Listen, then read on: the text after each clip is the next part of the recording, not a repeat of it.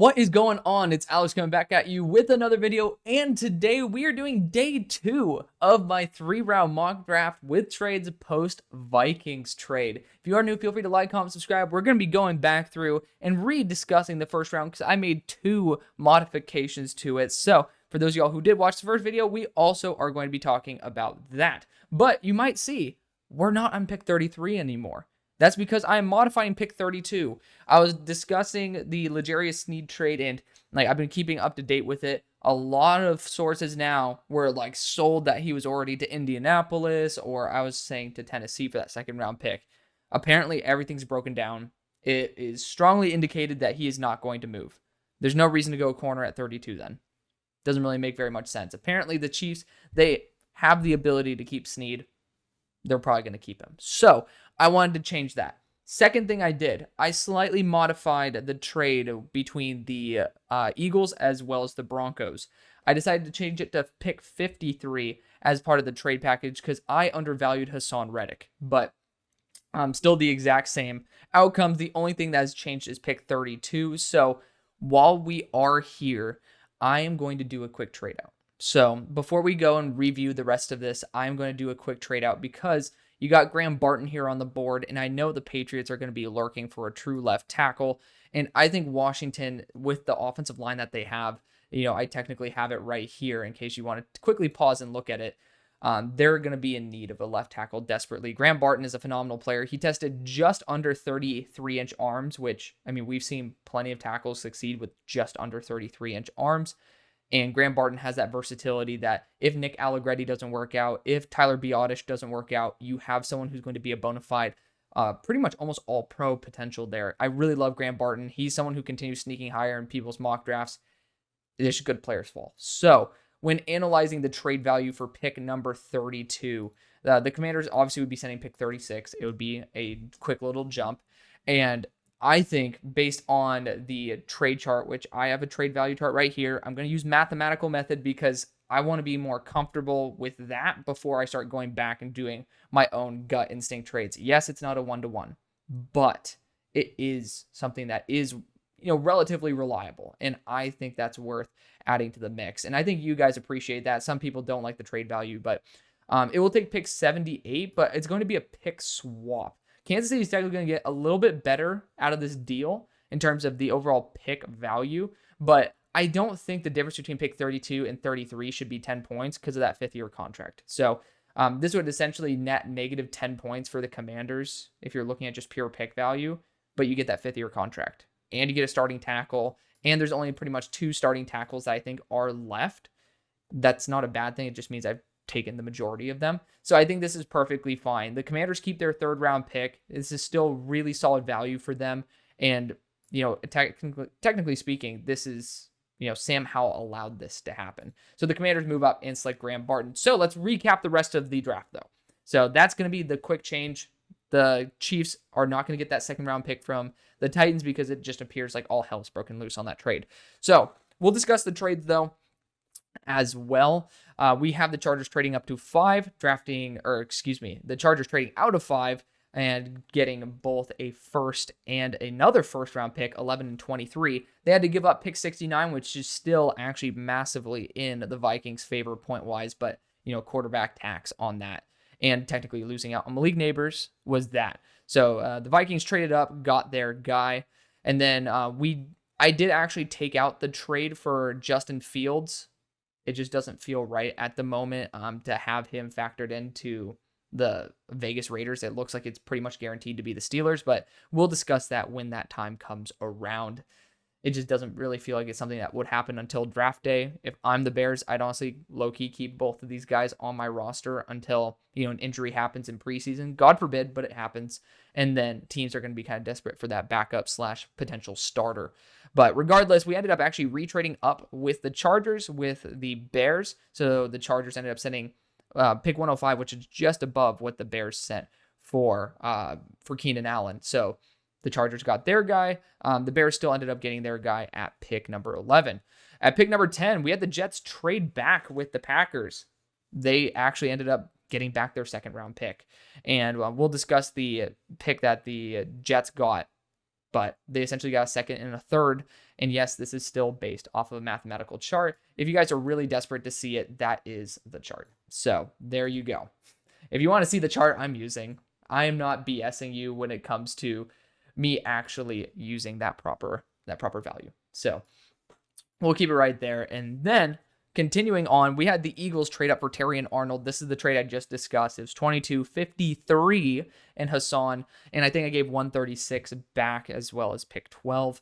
That's just going to be proper value for Hassan, who's going to be a pretty much a 1-year rental. You'll end up, the Denver Broncos will end up getting a nice comp pick in 2026 for that as well. So the Eagles could technically keep him on, but I'm just praying to God they don't. There's rumors that Hassan would stay on. I'm just praying he won't, just for y'all's sake. At pick 13, you guys can read this. If you guys are experiencing this for the first time, go back and watch that first video. It's going to be a lot more in depth. But the Seattle Seahawks were going to trade out of pick 16. And if I'm the Jaguars, I'm not taking a chance of a team jumping up for A.D. Mitchell. He's pretty much the last of the dudes who I think could be a wide receiver 1 out the gate that is of that tier. So traded a 4th round pick to do that. Then the Seahawks are like, screw it. We got our extra pick. We're going to go after Troy Fautanu. The Cincinnati Bengals traded back because Olu Fashanu was on the board. The Bengals got a good amount of draft capital for that as well. They're actually pretty loaded with draft capital at the moment. The Cowboys ended up getting their star left tackle of the future. They didn't need to do this technically, but you're at a point where Tyler Smith's going to be an all-pro guard or a Pro Bowl left tackle, and you'll be happy with either. And Olu Fashanu slipped this far. It's kind of worth going up and selecting him. Then, of course, the result of the Philadelphia Broncos trade, you get Bo Nix there as well. The result of that Minnesota trade is that the Chargers got Cooper DeJean, and then the Bengals ended up getting J.C. Latham as well as a 3rd-round pick from Dallas, and then Tyler Guyton went to the Jets. They just brought on Tyron Smith as well, which is great because that's a great mentor for Tyler Guyton, and also the reliability concerns and the age factor with both tackles means that Tyler Guyton very well might be able to start in year 1. So it actually turned out better than I ever expected. Keon Coleman was traded up for by the Jaguars, my goodness, by the Panthers, and the Bills ended up trading out. Of course, with Mike Williams coming into the fold, he's not signed yet, but he's being brought in. It actually shows that they are looking for an X-build receiver, which makes a lot of sense. And then, of course, we did that quick trade at the beginning of the video with Washington. Let's get into this. We have 100 picks to do. So let's get at this. Starting out with pick number 33 for the Buffalo Bills. Ended up, again, losing a little bit of value right there. I think that's perfectly fine. This team actually is pretty well loaded. And I still would be thinking that they could go after a corner here in Kool-Aid McKinstry. The value is incredible. I know that wide receiver 2 spot has Curtis Samuel there. You could go Ladd McConkey here to essentially mitigate the Chiefs from getting Ladd McConkey. And I love the idea of giving middle fingers to our rivals. I really do. I love Khalil Shakir, and you guys have some really talented guys on roster. But if we're able to essentially give the middle finger to Kansas City, that makes me happy inside.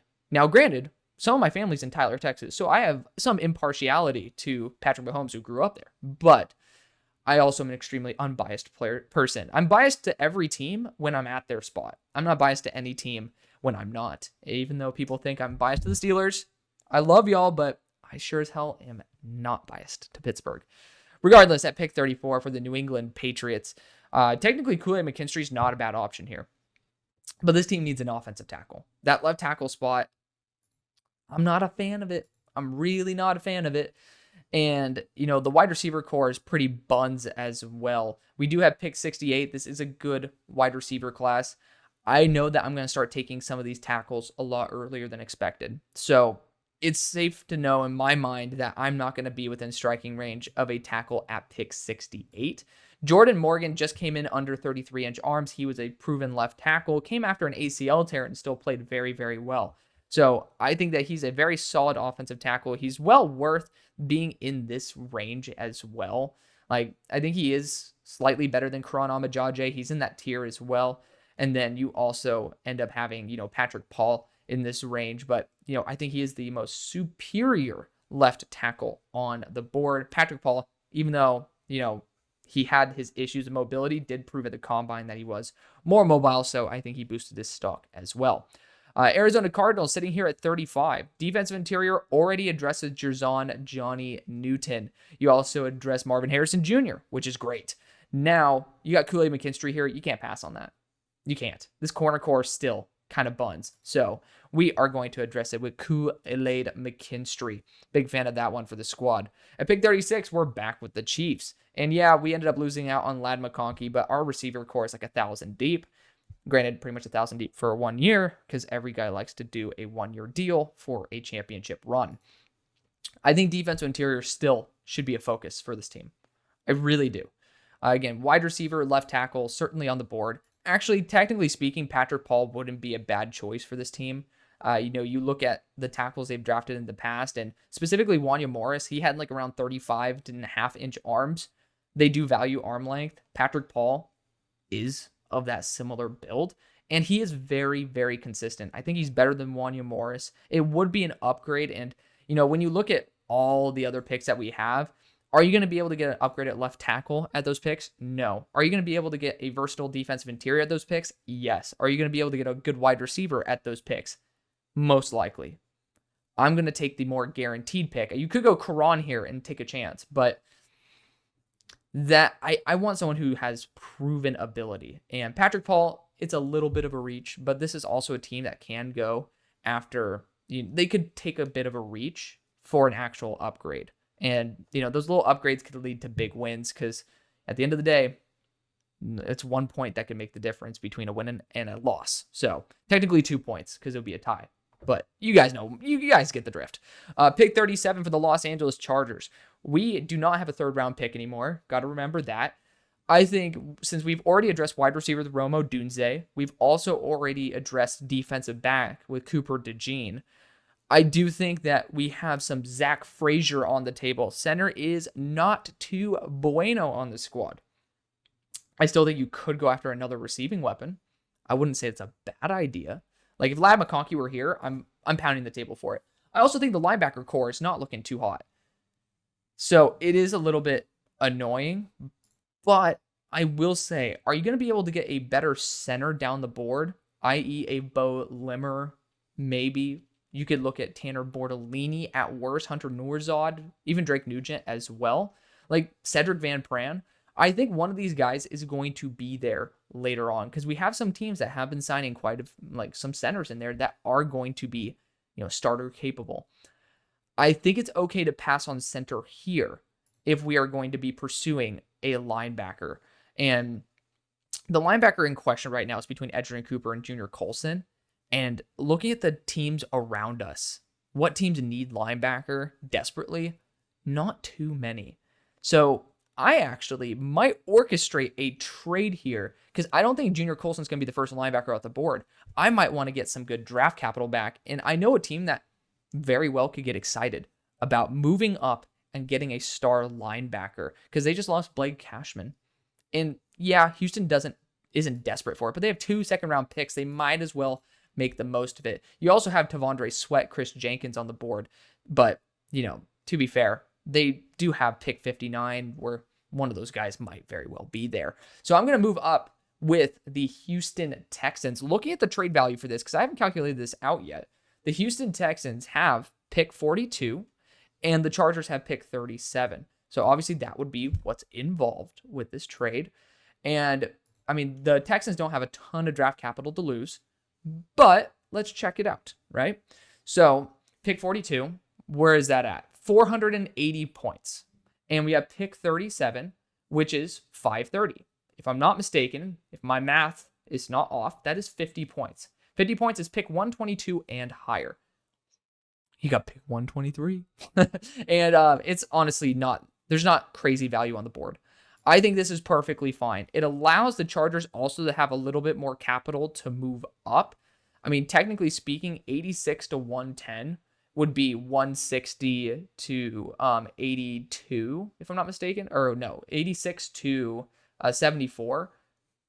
I'm tripping balls. I didn't do that right. 160 to 72. That would be an overpay. So this is actually the proper trade value. The Chargers then get their 4th round pick back that they ended up losing. We end up pushing this on through. The Texans move up for the best linebacker in the class in a very weak linebacker class. Edgerrin Cooper is the guy.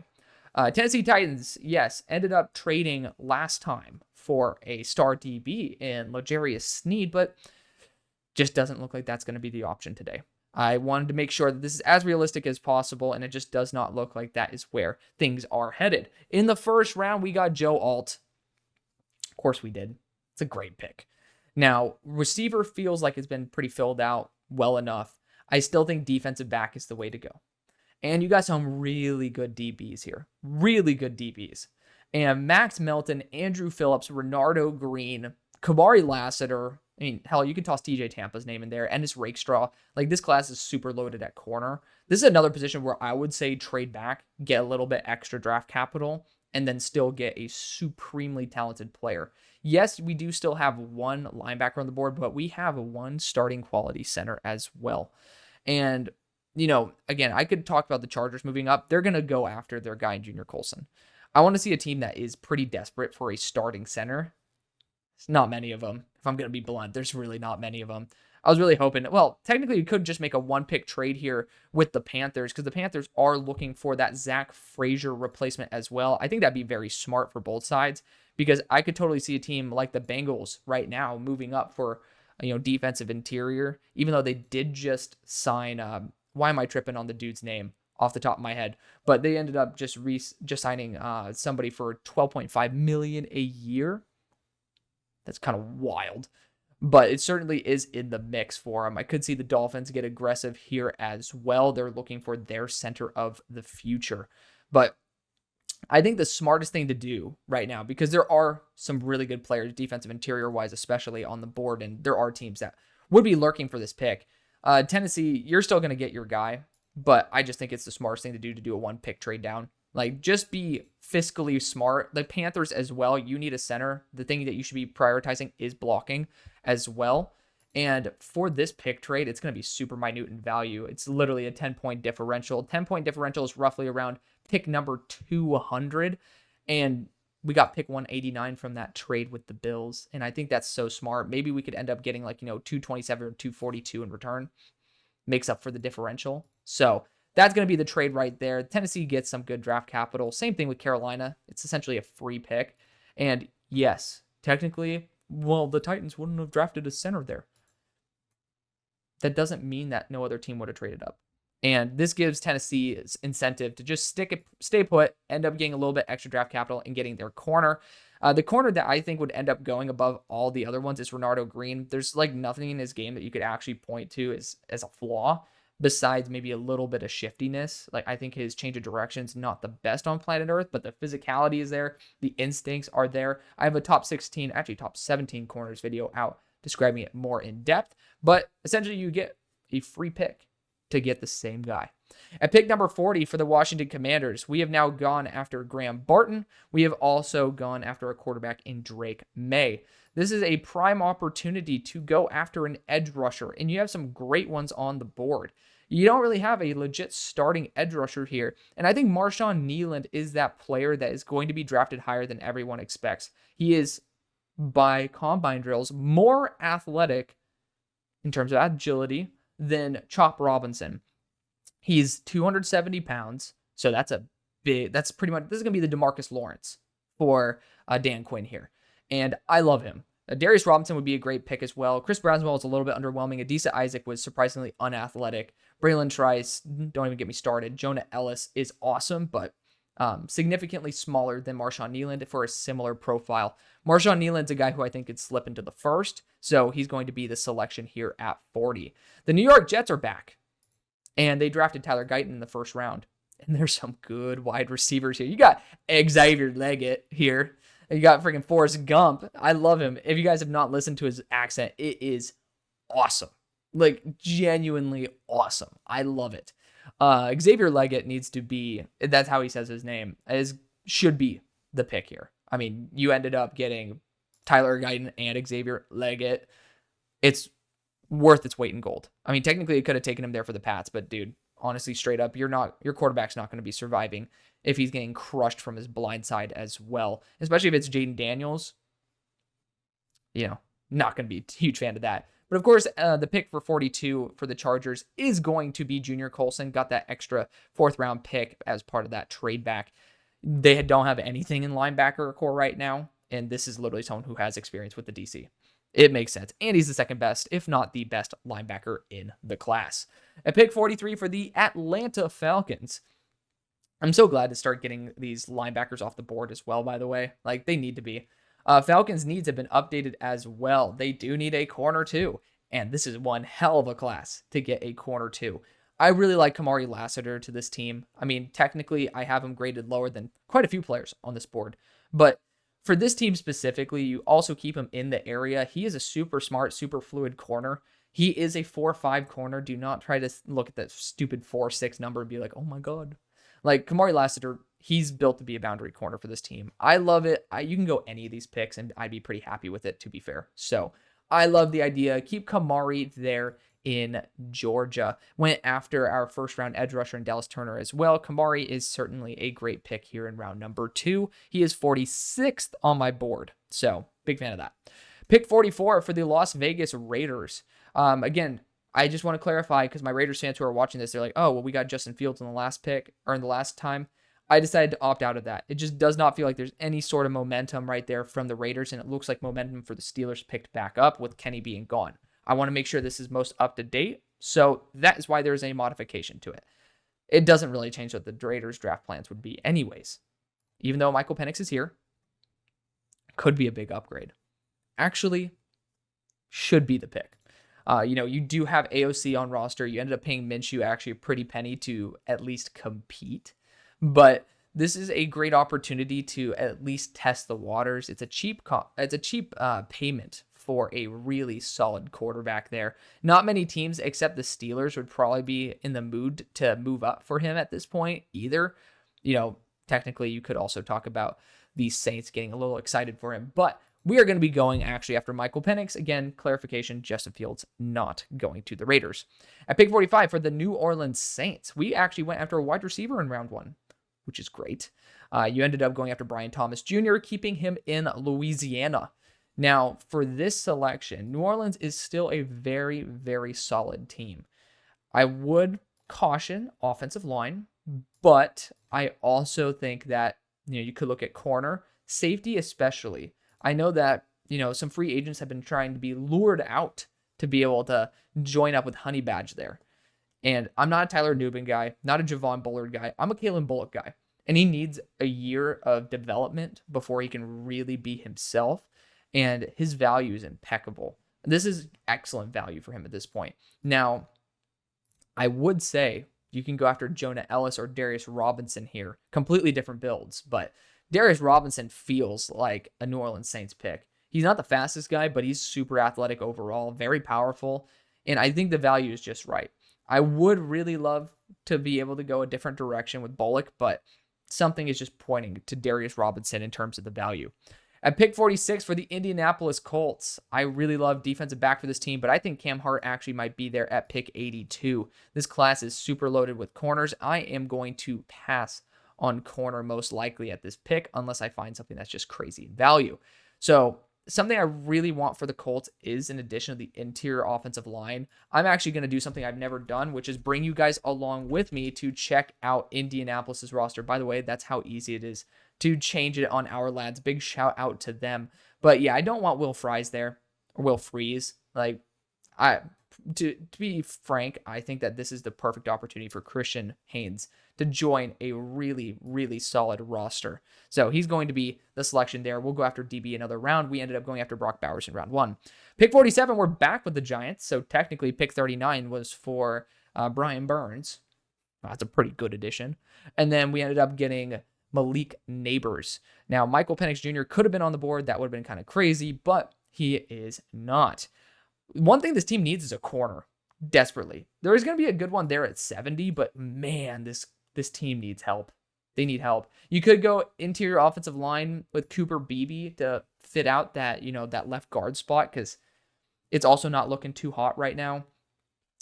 I think that actually might be the smartest move because, again, this class is super deep at corner. I know there's going to be one there, especially at 70 of all places. So I'm actually going to go after Cooper Beebe. I think he deserves more respect than he is getting. And we're going to go that left guard spot to fill it out because I think Evan Neal might kick to guard, but that will be the right guard spot. Illuminor might do it as well. And I know that that offensive line coach from the Raiders came over and he knows how to get the most out of his offensive lineman. I would love, whether it's Christian Haynes or Cooper Beebe, for one of these guys to help out that offense. At pick 48 for the Jacksonville Jaguars, we traded up with that 4th round pick to get A.D. Mitchell. We need a corner. We do. We need a boundary corner. And you got Ennis Rakestraw here. Hello. Max Melton. Hello. Like, this is a super loaded class. Do I mention Jarvis Brownlee? Where's he at? Where's my guy? Kamal Hayden. Kamal Hayden's such a Jaguar pick and on day 3, by the way. Keep your eye out for that. I comped him to a middle school bully. But Ennis Rakestraw has fallen too far. And so we're going to be taking him here with the Jaguars. Where's he on my board right now? He's at 18. Of course, we're waiting on his pro day results because he said he was injured there at the combine, where I thought he might have ran a bit faster. But overall, one of the most fluid corners I've seen. He is awesome. Big fan of Ennis Rakestraw, keeping him there, technically in the South, because Missouri, kind of the South. Pick number 49 for the Cincinnati Bengals. Ended up getting an extra pick as well. We have a lot of really good picks, but I was talking about this earlier. T'Vondre Sweat is still here. And I know, like, you know what? We'll actually go here so we actually know the name, like, right now. Cincinnati. We ended up getting Sheldon Rankins on a 2-year, $24.5 million deal. Granted, I have to bring it up. Only $8 million of that's guaranteed. So he's a 1-year project. And I think T'Vondre Sweat plays a much larger role in this team. So we're going to deal with it anyways. T'Vondre Sweat goes at pick 49. At pick 50 for the Philadelphia Eagles. So Eagles, we ended up trading up, of course, with Hassan. We actually changed it from 50 to 53 because I think I undervalued Hassan. And I think the Broncos will be happy with either pick. It's not really. There's going to be very little change in what I do with the Broncos pick there. I don't see many teams desperate for like we already got the edge rusher, but desperate for a position I would target with the Broncos. But Philly, they need to get out of this draft with a linebacker. The options just are not there. I think that you could be perfectly fine with not Patrick Queen, excuse me. Sorry to hit a soft spot there. Go Steelers.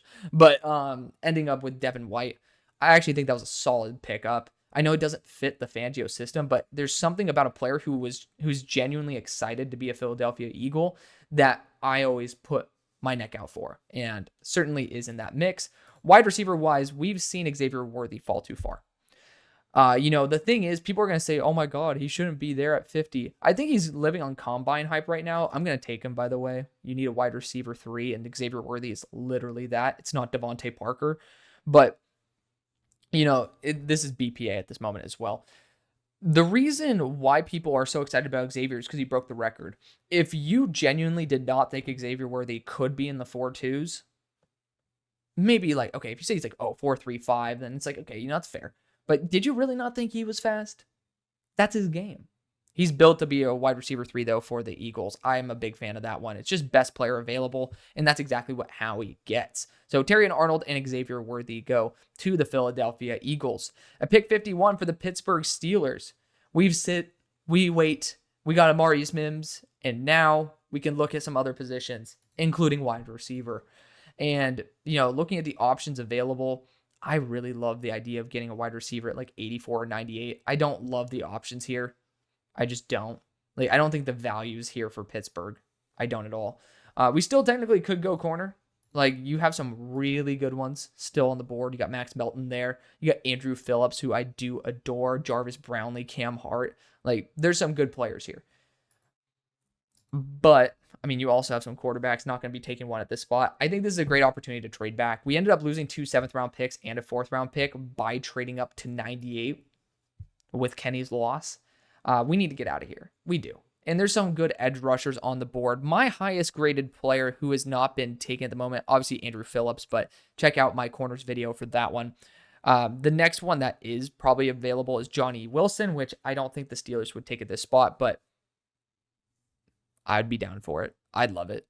But yeah, I think that's the next guy, Max Melton in there as well, Jonah Ellis. So basically, I'm going to be taking Max Melton to the Rams because that was a fan suggestion that I absolutely adore. I totally agree with it.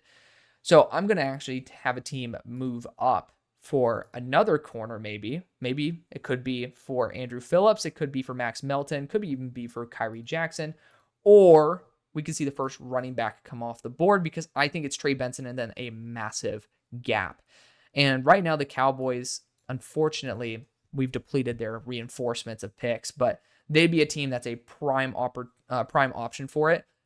I actually like the idea. Oh man, I already traded up for Quinion Mitchell. I love the idea of the Packers getting Melton's brother on the squad. That would be an absolute dream. I would say defensive interior is also here with a prime option in Chris Jenkins.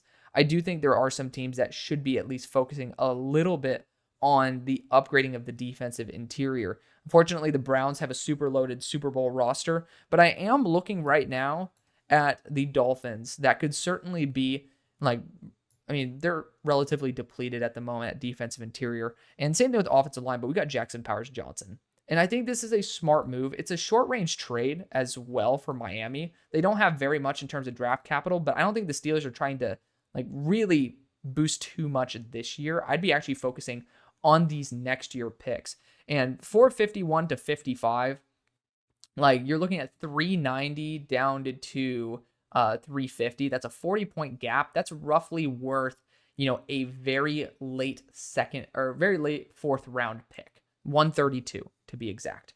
So I honestly think what the Steelers should do is maybe snag 184 or 198 and then end up getting that next year fifth from Denver because that's going to be a high pick. So I think that's a smart move. The Dolphins as well, this allows them to move up for a real difference maker. So I think that's perfectly fine. The Dolphins end up moving up for their guy. Chris Jenkins is, in my opinion, miles ahead in terms of his impact on this roster than anybody else that would be here. So Chris Jenkins is going to be my dude. Pick 52 for the Rams. Already talked about it, but we are certainly going to be going after Max Melton. I love Max. He's a top 32 player on my board. He's a very solid corner. Got our Byron Murphy we got Byron Murphy, who's going to be our Aaron Donald replacement, but Max Melton's phenomenal. Big fan of him. Pick 53 for the Denver Broncos. Looking at the options available, this team does need just a lot. Center, it's not off the board, but I just don't think the value's there. For the Broncos specifically, of course, we ended up trading back and getting some good draft capital from the Philadelphia Eagles. Thank you to Philly. Now, we already got our edge rusher assistants in there. This team, I just don't even know exactly even where to go for them. Defensive back-wise, though, you could certainly try to upgrade. It's just not a good roster. If we want to look at it together, which I think would be perfectly fine because then we could suffer watching this together. Wide receivers, okay. Interior offensive line does need help, but it's okay. Quarterback, we've already fixed that with Bo Nix as well. Looking at the defense, defensive interiors not fully sold out. And then linebacker-wise, Cody Barton, I just think Drew Sanders should eventually elevate. But we already, again, ended up addressing edge rusher as well. There's just not many positions except maybe nickelback. And to be fair, there's a really good DB who could play a really good nickel here in Jerry Jones and Andrew Phillips. And potentially with Patrick Surtain moving on soon as well, I'm going to go Andrew Phillips. I'm going to go after my number 14 player in the draft. Is super versatile, just under 5'11", 190 pounds. So within about half an inch to an inch of being the exact same build as Terry and Arnold. And I have him actually comped to Jair Alexander. He's going to be a big upgrade there in the nickel. Pick 54 for the Cleveland Browns. This is, as the stock exchange guys call it, an FU pick. There's just nothing that really could be bad about it. If you're trying to win now, Peyton Wilson's the right move. Anthony Walker's gone. Anakin's gone. Then I think that Peyton Wilson would be your guy. His talent is phenomenal. Apparently, he, as well as Braden Fiske, had, in quote, ugly medicals at the combine. So that's why he'd be here. He'd be a first-round linebacker pick, probably for the Dallas Cowboys. But, Peyton Wilson is going to be the selection. Pick 55 for the Pittsburgh Steelers. Again, we moved back, and, I still am very uncomfortable taking any of these guys here.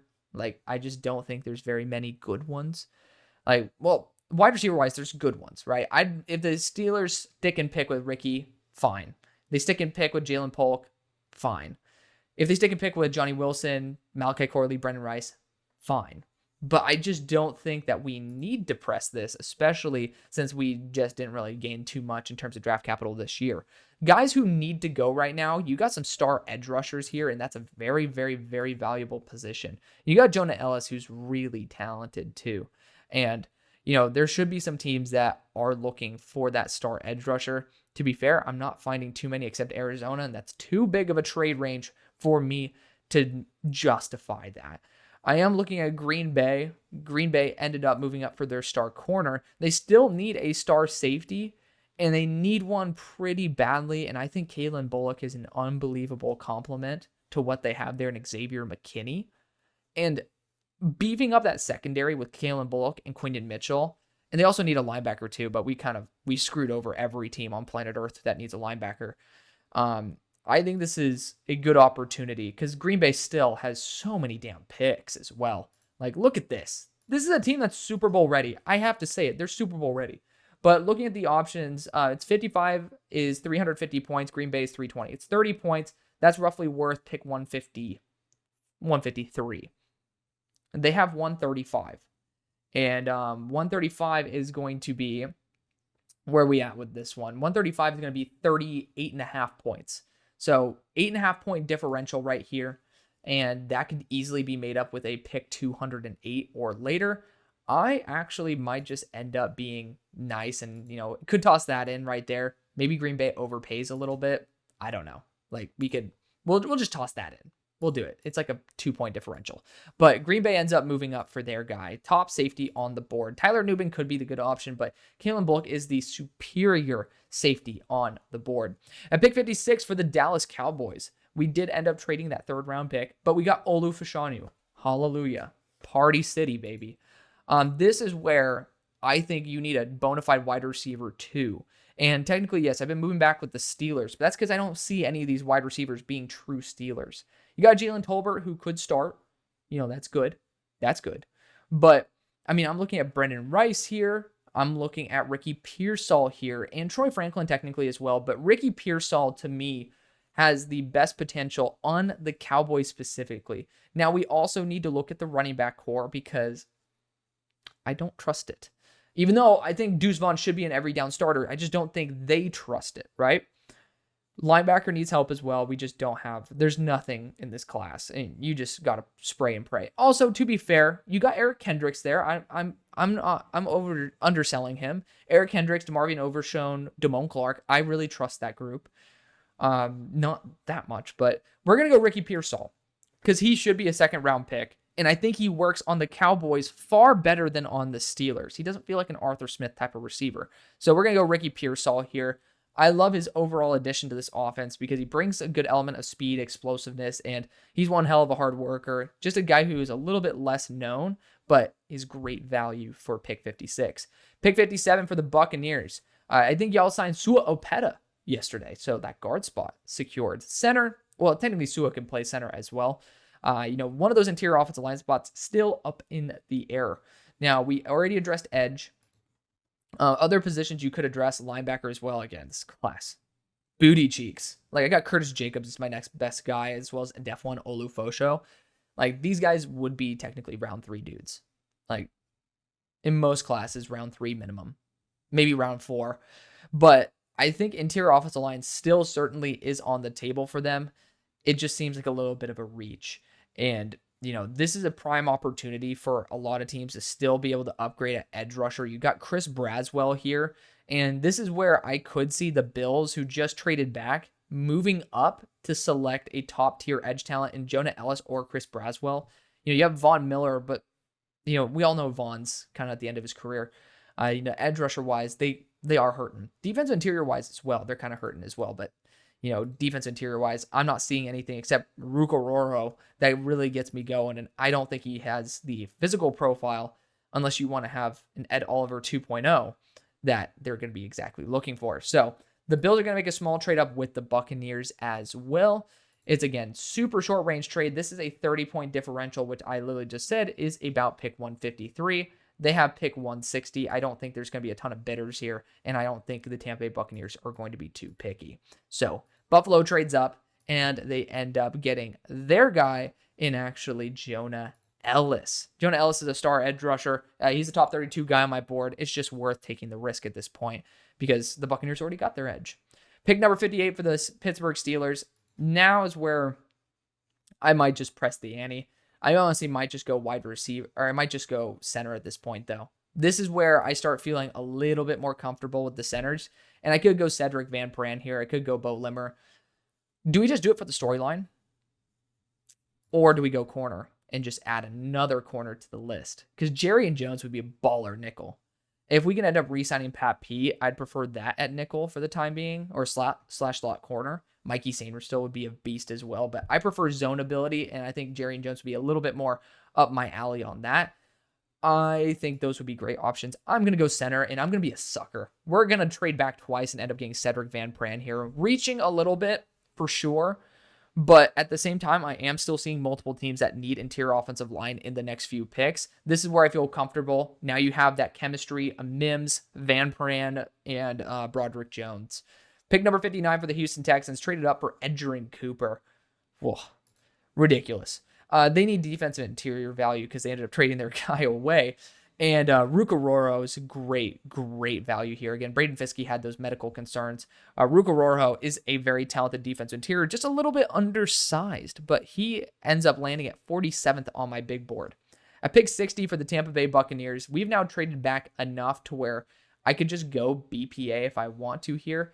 You got Jatavian Sanders, and I do think, let's take a quick peek at this roster together. So we just go TB up at the top, and, you got Sua Opeta right here.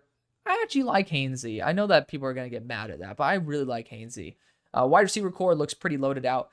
That tight end core is a little bit suspect. I do like Cade Otton, but not that much.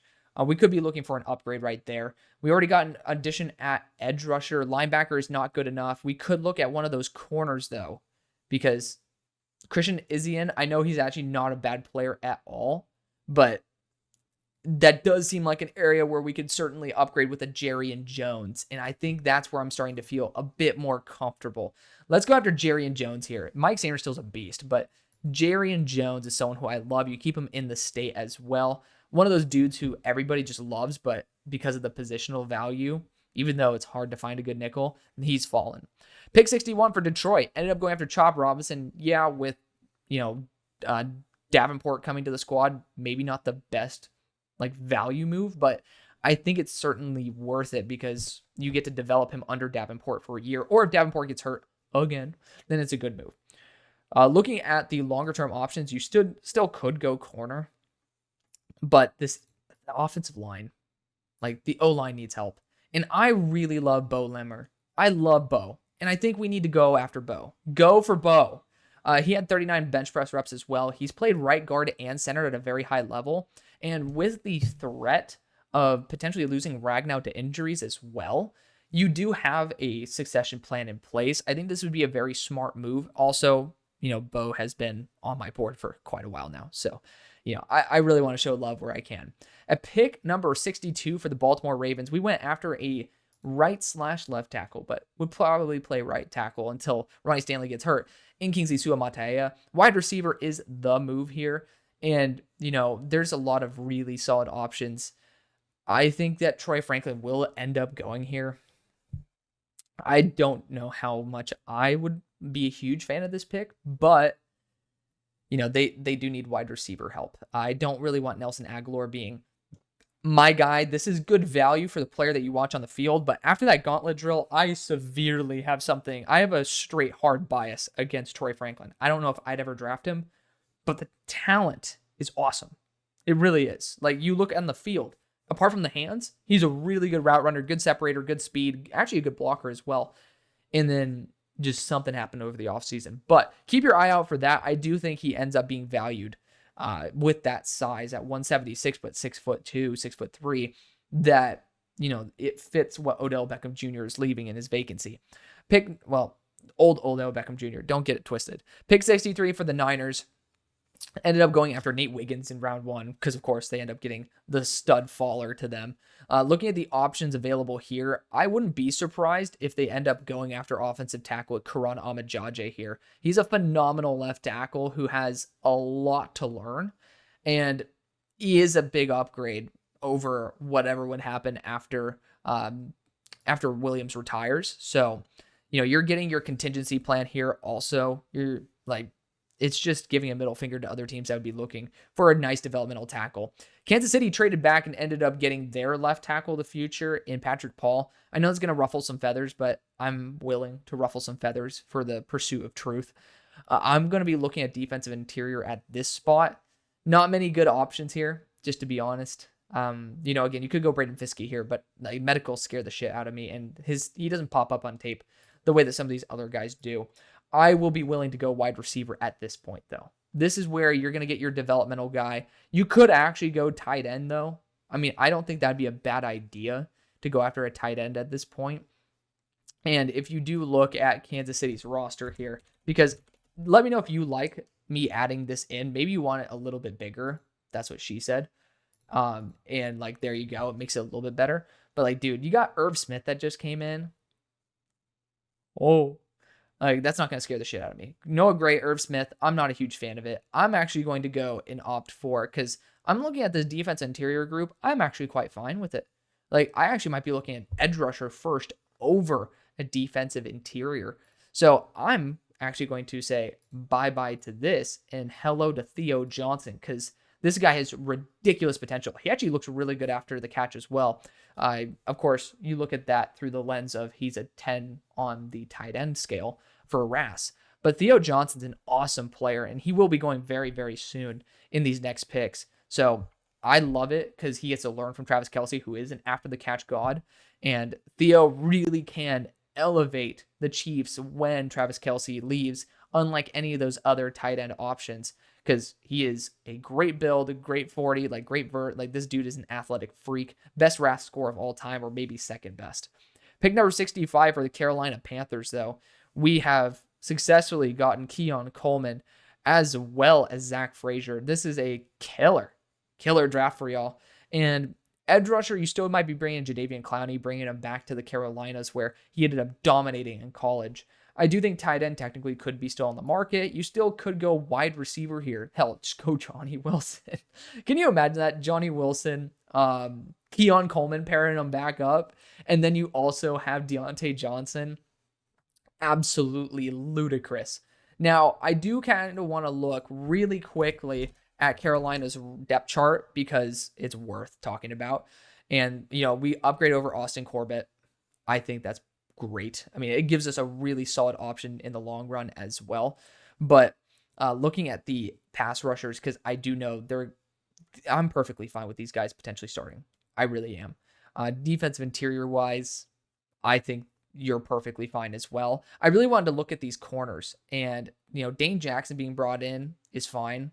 Again, like, I have nothing against it, but these backup corners, I don't like them. I don't. So I'm actually going to look at some nice corner back value for y'all. You got TJ Tampa here, which I think is fine, but when I'm looking at someone who could be explosive, and again, we go back to that roster, Troy Hill's in that nickel back, which I think is fine. Like, you might want someone who is a little bit more versatile, who is athletic as hell as well. And that's Jarvis Brownlee. He's from Louisville, so not too far away in Kentucky. And this guy is an electric beast. He actually ended up playing on a damaged foot at the end of the year. He played through his injured foot and still played really damn well. Check out my corner video. I actually have him even, where is he at on my board? I have him at 39, so should tell you what I think about him. He's a great player, and he's going to be a very, very versatile player. Can play the run very well as well. At pick number 66, we got the Cardinals, who've gone Kool-Aid McKinstry. We've gone after Johnny Newton, as well as our star wide receiver there in Marvin Harrison Jr. This is the team that could be going after a double dip at wide receiver. You just don't really have very much that I trust. You got Roman Wilson here, though. I think Roman Wilson actually might be a phenomenal fit. Phenomenal. Could go after Malachi Corley as well. When you think about the offense, though, I want someone with a little bit more speed and a little bit more spark, and I'm going to go Roman Wilson. He's just a solid guy who just adds a lot of energy. Pick number 67 for the Commanders. We've gone after offensive tackle. We've gone after edge rusher, and also Chris Braswell is here. I might just go edge rusher again. I mean, good players fall in the draft. It happens, guys. It really does. And technically could have won him for the for the Cardinals, but I also know that Braylon Trice at pick 71 will make me feel pretty happy as well. I'm going to go Chris Braswell here for the Commanders, though. It's just a very fortunate way the board fell, and so we're going to take full advantage. At pick 78 for the Patriots, this needs to be a wide receiver. Of course, looking at the wide receivers that are available, the best, in my opinion, actually might be Brendan Rice for this squad. He could be a true wide receiver one. He ended up running the 4.5s. His footwork is incredible, and to me, that you're essentially getting a on-sale version, and a little bit bigger as well, on-sale version of A.D. Mitchell. Pick number 69 for the Minnesota Vikings. We ended up going up and getting our QB in J.J. McCarthy. Now, at this specific spot, I don't know why tight end is such a big need on their board. I know maybe tight end 2 is a need, and T.J. Hawkinson, to be fair, hasn't been overly reliably healthy, but I am starting to look into that defensive interior group. If you want to take a quick peek at Minnesota's roster, here you go. Running back, I think you're fine. You're chilling. I know it's only a 1-year deal for Aaron Jones, but still. But defense interior wise, I'm not a fan of Jerry Tillery. Hate to say it, not a fan. I still think edge rusher. I don't think Andrew Van Ginkel is the guy. So looking at the options that are still on the board, and yeah, I mean, I could be a pain in the ass to the Cardinals here and go after Braylon Trice, but I think Adisa Isaac goes over Braylon Trice. He also has played in the colder elements, even though you are playing indoors. But, when you go to Lambeau Field, certainly does make a difference when a player is good in the cold. And Adisa Isaac's super duper smart. I think this is just solid value that you can get for a very solid player. You could actually look at interior offensive line. Forgot to talk about this, but Blake Brendel is the starter. I hope that Reisner would return, but Christian Mahogany's not a bad choice here, guys. It's not a bad choice. He's a really solid right guard.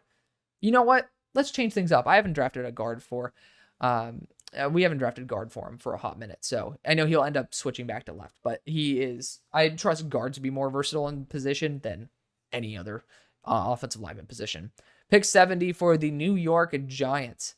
We've gotten after an edge rusher technically in Brian Burns, but Malik Neighbors as well as Christian Haynes. This team needs corner help though, and you got some good ones still here, like ridiculously good ones. Looking at the corners that y'all have brought in, I trust y'all to go after more of the athletic man-to-man freaks. And those guys would be like up there with Kyrie Jackson, Cam Hart as well. And I do think Cam Hart might be the best choice here. I love Kalen Carson with all my heart. Kamal Hayden, though, I mean, Kamal is a monster. He's just not going to be the super freak athletically, in my opinion.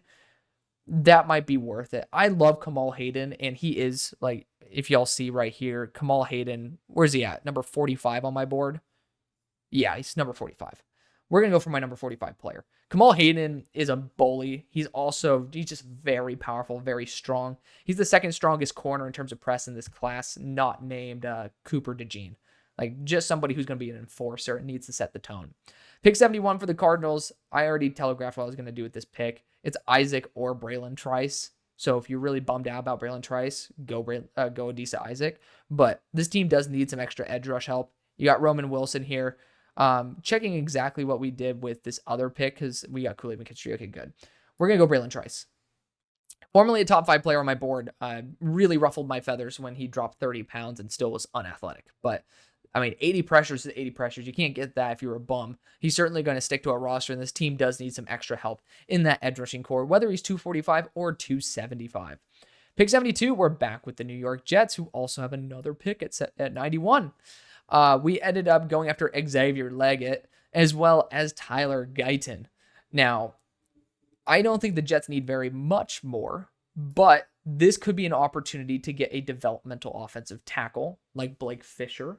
You could try to develop Tyler Guyton as a left tackle, or you can go Christian Jones here. And I really love the idea of Christian Jones. So we're going to go Christian Jones. We're going to get 2 tackles because you're going to need 2 tackles in 1 year. And Christian Jones plays left and right tackle, but you're going to have an instant impact at left. And you also have a guy who's developing as a right tackle. If you want Aaron Rodgers to succeed, make sure he has offensive line. And now you have the receiver as well. It's going to end up panning out to be a little bit better if you let Aaron get all of his guys. Pick 73 for the Detroit Lions. We've gone after edge rusher, and then we've also gone after interior offensive line, which I think is as good as you can ask for. Now, looking at the Lions, I actually love the idea of going Mikey Sainristil, kicking our beloved Brian Branch back to safety, and just keeping a guy who is another spark plug in the rotation. Now, I love the fact that maybe depending on the overall formation, you can have Mike in there. You can end up having Brian come down into just being a pure nickel.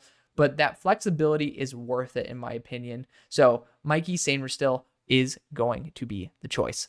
Pick number 74 for the Atlanta Falcons. We've gone after corner and defensive end, edge rusher. So not many other needs this team actually has. I think you go best player available or you trade out. And we do have a pick 74. This is a good opportunity to potentially get a team that needs a receiver to move up, needs to go out, because Johnny Wilson's here. I love Johnny Wilson. I do.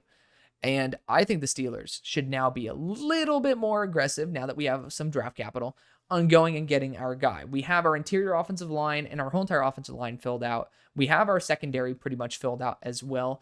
And now you can get Johnny Wilson, who is also, tell me that's not an Arthur Smith guy.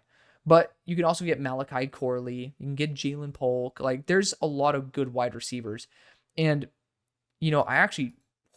I'm excited for the Bears pick. I already know what I'm doing for the Bears. But I think this is a great opportunity for the Steelers to kind of fill out their needs with proper value. And the Falcons, I don't see anything that's really exciting me. I would be perfectly happy moving back and using my pick number 79. So the Steelers are going to move up, pick 84 to 74. 84 is 170, 74 is 220. So 170 to 220 is a 50-point gap. That is going to be around pick 122. Luckily, we have pick number 119. Maybe I'll toss in a future seventh to massage the deal through. Oh my God, look at all those picks. Never mind. Maybe we could just rearrange some picks that way. It's not going to affect the mock draft. You feel free to do whatever the hell you want. But the Steelers end up moving up for their star receiver. This is going to piss people off, but I'm going to go after a top 32 player on my board in Johnny Wilson. I think his blocking ability, plus the fact that you can now have, pretty much almost 31 personnel with Johnny Wilson on the field at all times, it's going to piss people off. I can guarantee it. But this is also my mock draft. Also, things happen where crazy shit happens. It just is the NFL. But Johnny Wilson is going to be an amazing Arthur Smith player that has that jump catch ability. He's going to complement George Pickens the way he did with Keon Coleman, who I think is very similar to George Pickens. At pick 75, we have yet to see the safeties come off the board. Well, we actually did. We saw one. I think you could see Cole Bishop develop here. I like Cole Bishop a bit. The Steelers also could be in the market for Cole Bishop, but you don't need to do that. I think they could be in the market for a safety because they developed one the years before, but you could also wait on that. The thing I love about the Bears is that I could still go a wide receiver here. And if we want to look at the Chicago Bears roster, which is also why I traded up with the Steelers, you could go Keenan Allen as a boundary wide receiver. I don't think you need to force him exclusively in the slot, but you can go Jayden Polk here, or you can go Malachi Corley. And I love that idea, potentially even going Malachi, but Jayden Polk needs a mentor. And you're essentially getting an upgraded Rome Odunze. Well, Rome Odunze is phenomenal, but you're getting the experienced version of Rome Odunze at the NFL level to coach up Jayden Polk. This team does need something better than Tyler Scott. I think we can all agree on that. And we ended up moving back. We got Jared Verse as well. And then we got some extra picks. So I think this is the prime opportunity to go after a very talented receiver in Jayden Polk. At pick number 76 for the Denver Broncos. So far, we've gone after Andrew Phillips, who's a top 15 player on my board. And we went after Bo Nix, who's a really good quarterback. I think this is a prime opportunity to get a very solid receiver here in Malachi Corley. I think that we need to see a quick run on wide receiver.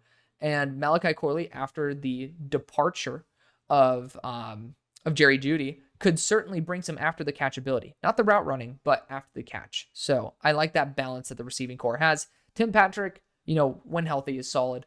Cortland Sutton, if he's going to be on the team, is solid. And then you, of course, have Mims there, who I really do like. But now you have Malachi Corley. You have a more balanced core, and you're not forcing much of a need. This is essentially going to be the Tez Johnson for Bo Nix that he had, that guy who catches a screen and can take it to the house. Pick 77 for the Vegas Raiders. So, again, Justin Fields technically still has not been traded. Technically, we could trade him to the Steelers, but we'll see what happens there. But for the Raiders specifically, we've gone after Michael Penix, actually, as well as Talia Fuaga. I do think corner with Kyrie Jackson, TJ Tampa, Cam Hart makes a lot of sense. And you got Kalen Carson here too, who I am a huge fan of. He is awesome. He's top 40 on my board? He is. He's number 38. So big fan of him as well. You got Cam Hart here, though, that, has that physical build. I love Kyrie Jackson, though. He's 6'4", 200 pounds, and he's really aggressive. I feel like that is an AP type. He's an AP kind of guy. A little bit older, but worth taking the swing on. You have Christian Wilkins there as well. Don't know why defensive interior is listed as a big need, but it is what it is. Could see a running back there as well, but Kyrie Jackson, really, I can't see them go 3 offensive positions. Kyrie Jackson's going to be a big plus. At pick 78 for the Kansas City Chiefs, we've gone after tackle. We've gone after our tight end as well. And now I think it's comfortable to take Braden Fiske, even though if he ends up being injured all the time, you can use him actually on the boundary as well. And I know that the Chiefs like to move around their defensive interiors, so this is worth taking the risk. At pick 79 for the Atlanta Falcons, we've gone after their boundary corner. We've gone after their edge rusher. Could go after another edge rusher, though.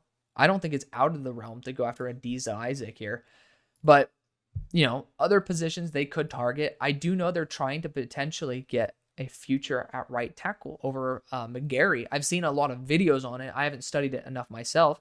But this is a good opportunity to get a really good depth offensive tackle here in Blake Fisher, who needs a year to develop. So you could be saving a lot of money, and I am going to be saving y'all a lot of money. Pick number 80 for the Cincinnati Bengals. We have 3 third-round picks. Holy hell. I think tight ends certainly should be on the forefront of their mind here. And, we've already gone and addressed right tackle. We've already addressed defensive interior as well with a nose tackle. We got crazy value with Tavondre Sweat. This is going to be a great opportunity for Jatavian Sanders to join the squad. Why not? I mean, even if he ends up being a tight end 2 on this team, the value at pick 80 is impeccable. So you're getting a very good player. At pick number 81 for the Seattle Seahawks, we acquired that 4th round pick as well. Got to keep that in mind with that trade with the Jaguars. This is a team that doesn't need too much. We got our guard/tackle replacement in Fautanu. Now, I do think linebacker, you ended up getting a really good one in free agency, but you still certainly could be on the market for another one. I could totally see Adefon Ulufosho being a prime option to join this team. If you want to take a quick look at the overall depth chart as well, again, we already addressed that left guard spot, so holla. But, you got the whole entire offense essentially filled out. You could look at another tight end, but Farrell Brown, you do like to have multiple tight ends. Would definitely say that could be a future look at being able to be addressed. You have a solid corner core. I don't think you'd ever be addressing that. Safety core, it could be up there, but Kobe Bryant got pushed to safety. Damn. I'm not even 100% sure about that one, but John Radigan. Like, in terms of starting quality, we do not have somebody. And I like Tyrell Dodson. That's a good guy to have on roster. We need to force a linebacker here. And it's going to be a Adefon Ulufosho, or it is going to be Jeremiah Trotter. Both of them are relatively similar in size, but actually Adefon tested out very, very well. The only issue he's had are injuries, and preying on the fact that he cleared his medicals, we are going to take him here. At pick 82 for the Indianapolis Colts, talked about getting a corner here. We're getting a corner here. We're still getting Cam Hart, who fits everything that the Colts are really looking for in a developmental corner. Great size, 6'3", 200 pounds, great length at over 33 inches, and then his arms, get your head out of the gutter, and then he is very, very physical. So I think that is excellent value there for them at 82. The Los Angeles Rams have addressed corner as well as defensive interior with Byron Murphy as well as Max Melton. We're going Adisa Isaac here. We need another edge rusher on this team, in my opinion, and Adisa Isaac's just incredible value, very smart player, well worth bringing on. And pick 84 for the Atlanta Falcons. We've addressed Kamari Lassiter. We've addressed Kamari Lassiter, corner with the Kamari, as well as defensive line and offensive line as well. It's not a team that needs very much, but again, depth at the offensive line position very well could be the difference between winning a championship and not, which is, I think, within realm of possibility for this team. Looking at the wide receivers available, I would try to get after like a wide receiver 4, That's how good your all roster is, by the way. Like, it's a really good team. Like, really good. I do think that maybe you can go after one more edge rusher at this point, because I would love to develop Mohamed Kamara on this squad. I think he's well deserving of a top 90 pick as well. We're going to go Mo Kamara and show him some love. Get a couple edge rushers to add to the mix with Arnold Ebiketie. And Mo Kamara is a depth guy, but he actually has legit starter potential. Pick 85 for the Cleveland Browns. Again, a team that doesn't need much. They drafted Peyton Wilson in round number 1. Could look at some edge depth. Again, it's a team that doesn't need much at all. Corner-wise, I've seen some rumors about moving off of your star, one of your nickelbacks and Newsome. I don't think you should. But if you want to get some like best player available, which I think they are in the market for, TJ Tampa is going to be realistically looked at as the best corner available. At pick number 86 for the Houston Texans, we moved up for Edgerrin Cooper. And not Edgerrin Cooper. Is it Edgerrin Cooper? Why am I thinking? I'm tripping balls. It is Edgerrin Cooper. Yeah. So we got moved up for Edgerrin Cooper. We ended up staying in place and getting Ruka Roro. So we've got 2 big key players on defense. Offensive wise, I just don't really see very much value there. You continue to bring in veterans at corner. And I think the proper use of your abilities, right, or your capital right now is to go after Kalen Carson. He is a top 40 player on my board. And you're looking for a corner 2 for the long run. I think that's proper value for him. I pick 87 for the Cincinnati Bengals. It's another team that, doesn't need too much. We've addressed defense, interior tackle, and tight end. Could even go another tight end if you need to. Interior offensive line-wise, though, I think Mason McCormick actually might be a really solid fit. You have someone who's an amazing run blocker who just brings a lot to the table. You just brought on Zach Moss, though, which does make me think Trey Benson's in striking range. I do think a team needs to move up for this first running back to come off the board. Everybody doesn't like this running back class, hence why you're seeing players get paid a lot of money for not really deserving it. Just not a great class. You also could see a team try to move up for Spencer Rattler because he has great potential, but he just is Spencer Rattler. This team could also be in the market actually for Dominic Pooney, who could be that backup tackle that is interior offensive lineman hybrid. I would say that's pushing it a little bit. Interesting narrative is Eric All like jumping up exponentially on PFF's board. But I actually do think Javon Bullard wouldn't be a bad fit to this squad. It is BPA. Could see some teams that are safety hungry. I mean, the Packers are one of them that could be trying to get one of their guys. The Jets right now do have some extra draft capital, so you could move up and get best player available. And we've got a lot of value for both the Bengals as well as the New York Jets. But I mean, look at the value right here. For this 4-spot jump, it's 155 down to 155 down to 136. So that is about 20-point differential. That is pick 177, 178 range, which 185 I think is adequate. You could go pick 111 and just try to do a swap and like a move back, but I feel like it's perfectly fine. I don't really think that you need to do too much more. The Bengals are essentially just going to be getting a little bit more value. They don't need it, but make those trades into players. I think that would be a better move for the franchise, but you're going to be going after the best safety on the board here. And I think Tyler Nubin would be viewed that way for the Jets. Pick number 88 though, for the Green Bay Packers. We have not addressed safety based on my recollection. We ended up actually, we got Kalen Bullock. Oh, great. We actually need linebacker though. Hello. We need linebacker pretty desperately. And actually, Jeremiah Trotter is good value at this point. You should bring him into the fold. End up cutting Devondre Campbell. So getting another linebacker is proper value here. This is where the linebackers should start flying off the board. Tampa Bay, I'm going a linebacker as well. I'm going to go Tommy Eichenberg out of Ohio State.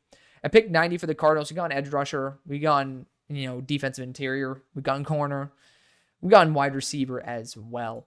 I think this team certainly could be in the market for interior offensive line at this point. And looking at the best option available, it is Mason McCormick. I love his run blocking ability, but I do got to say, Arizona should be looked at as a potential running back candidate. So we actually need to look here at not ARI. I did it again. ARZ. So I always go Arizona with ARI. But you got James Conner, DJ Dallas. This team, you got Michael Carter in there, but this team is certainly due for a legitimate upgrade. And this is BPA. This really is. We're going to go Trey Benson here. At pick 91 for the Cincinnati Bengals now. Again, this is a team that I think should be actually in the market for Dominic Pooney, getting an extra offensive lineman, but it's a good team. It is a really good team. They don't really have very many issues, in my opinion. I actually do think this could be a good opportunity, though, to go and get your slot guy. Jalen McMillan is proper value for this team, so you can have him compete there with the rest of the thinner, skinnier guys on the roster. At pick 92 for the Tampa Bay Buccaneers, I could actually go after Javon Bullard here because the value is just right. Could go after Spencer Rattler, but I do think that would be a little bit of a kick in the balls, so to speak. I like Dominic Pooney, though, because he could essentially be very similar to Robert Hainsey, who is a tackle/center/guard prospect.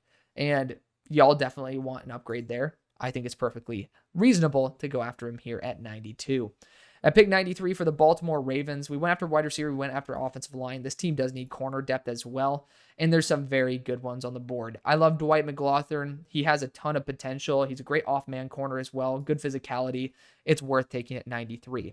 At pick 94 for the San Francisco 49ers, I still think wide receiver is technically on their mind, but for the time being, we're going to pass on that. We've gone after O-line, with the pick with Karan Amajaje. Still think that right tackle spot could be open for business with Roger Rosengarten, but keep your guy, develop Karan Amajaje. I think that's going to be your best return on investment. I do think tight end's an underrated need for this team to have as a backup. You look at this roster right now. Where is it? SF. Please say that's the right one. Let's go. You got Cam Latu, but there is a legitimate need for an upgrade here, guys. There's an actual upgrade hole on this roster. You could go after an edge rusher as well, if the proper value is here.